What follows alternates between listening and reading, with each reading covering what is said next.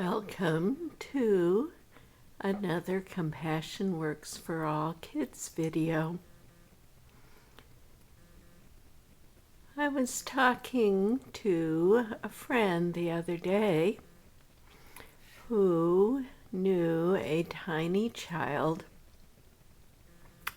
who is only 18 months old, and her family had been teaching her sign language since she was very little. As you know, most babies can't speak words. They might have their own little language, but a lot of times they can't actually form words until they're a little older. They may start saying words around a year or 18 months or so. But for those little ones who learn sign language, they can start saying words in sign language when they're really, really little. Well, this little girl started to learn sign language when she was tiny, and she learned real quickly to say words like milk and eat and dog. And so she could communicate some things that were important to her long before she could talk. And as you know, a lot of babies, when they're very little and they want milk or they want to eat, they get frustrated. And what do? They start to cry. And if you're a big brother or a big sister, sometimes you might have helped take care of a little baby. And when they cry, you don't know what they want. You don't know if they're hungry or if they want to be held or they want to go to sleep. But if they learn to communicate with sign language, then they can say milk. And when you give them the milk, they're happy. Well, what made me very curious and hopeful is this little girl, who was still so little, was going for a stroller ride, and she was getting too hot. And she didn't know how to say, "I'm too hot, take my hat off." She could tug at her hat, but she didn't have the words for "I'm too hot, take my hat off," but she did know a sign for "help me please." And she could say "help me please" when she was uncomfortable. And she did. She said "help me please" in sign language.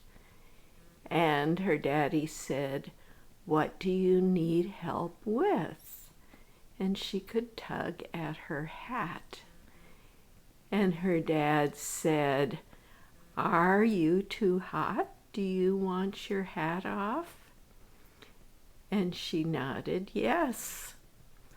Now, that's a pretty complicated conversation, but she did it very well, and she got her hat taken off, and then she was happy. She never had to cry. She never got frustrated because she knew how to get cooler and get her hat off by saying, "Help me, please."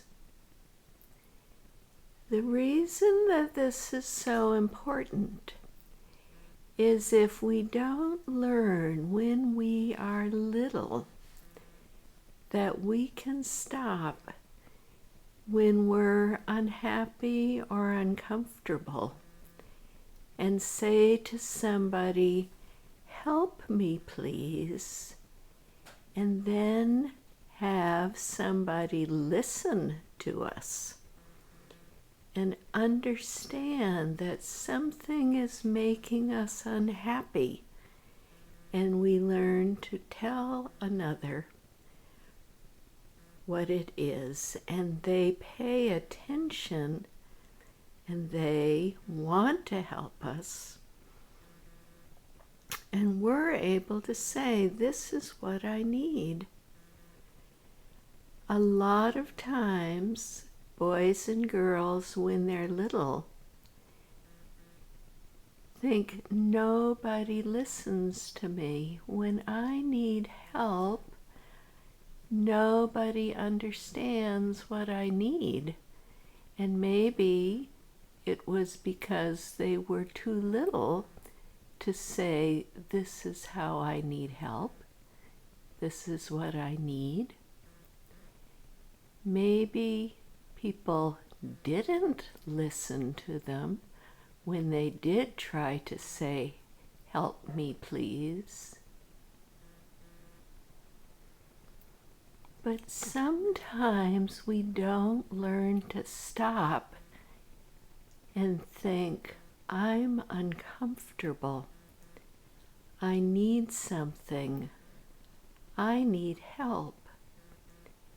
And then go and tell someone, "I need help." And when that person comes, explaining to them what you need. There are so many boys and girls that I talk to who don't know how to ask for help. Maybe they forgot because they didn't have enough people stop and say, "How can I help you?" They forgot to listen to themselves and really figure out for themselves, what do I need and how can I ask for it?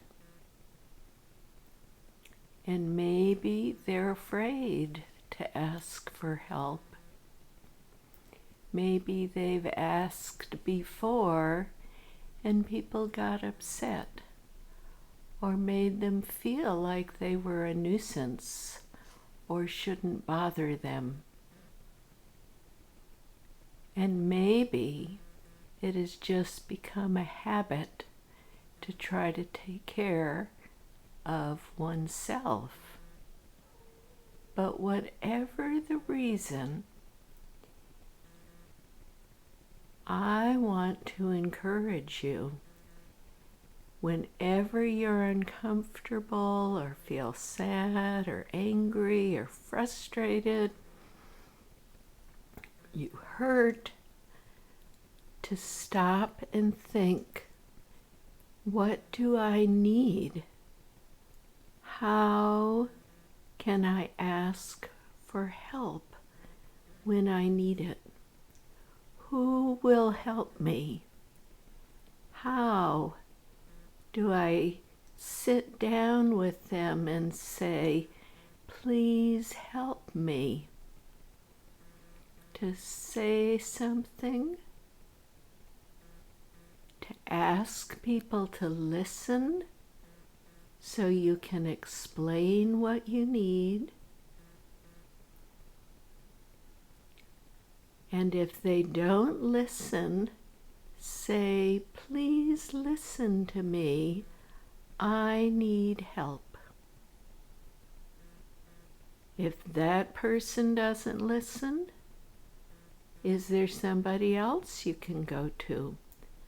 A teacher or a father or a mother or a grandmother